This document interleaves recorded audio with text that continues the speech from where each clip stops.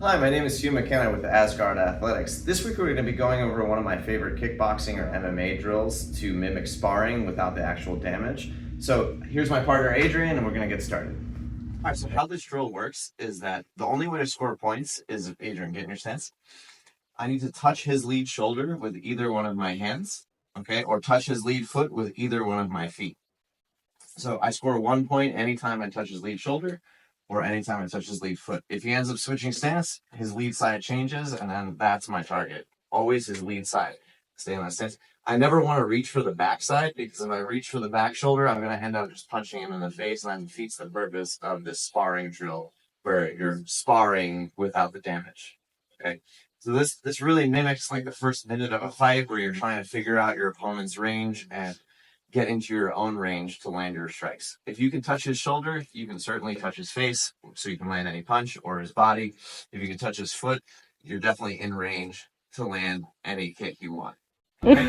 All right, so how this drill is going to look, we're both going to be in our stances. We're going to touch gloves, and then we start. It's going to look very like quick and jerky and a little awkward. It's not going to look super smooth at first because you need a lot of footwork, a lot of head movement, and a lot of feints. If I just rush in like this, Adrian's just going to score points immediately. Okay? So you want to be here, lots of footwork, lots of feints, right? And you can block too. So if he comes in, I'm blocking with my hands, right? And I'm trying to land my strikes, okay? You want to treat this like an actual fight. You don't want to like overextend reaching just because you're like, oh, he's not punching me in the face. I can really like do stupid things like that. And I don't want to be pulling away like this so he can't touch my shoulders and leave my entire body and legs open, okay? And don't forget that the foot is also a target. So you're here, right?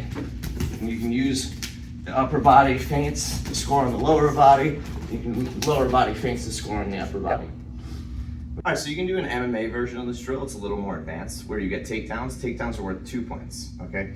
So if Adrian's coming in for a takedown and I land a point as he's coming in before he initiates the grappling exchange, I get a point. But if he gets in on my legs or my body or whatever, once we're in a grappling exchange, I can't score cheap little points like this. There's no point in doing that.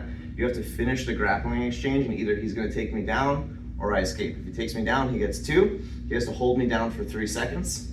If I escape and I come out and we get off the break and I score, that does count as a point for me, right? Because we're no longer in the grappling exchange. But if he still has his hands on me in a clinch, I can't score points on his shoulders or feet.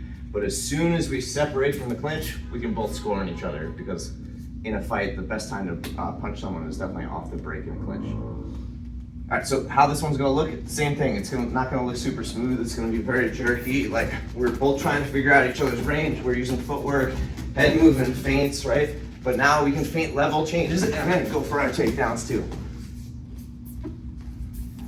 That's it. That's it, Paul. All right, so that's one of my favorite kickboxing or MMA drills. I like this drill because it mimics sparring without the damage and lets you work your footwork, your head movement, and a lot of your feints. That way you can incorporate these things into your actual fights or into your actual sparring long before you take any of the damage that you get from those things.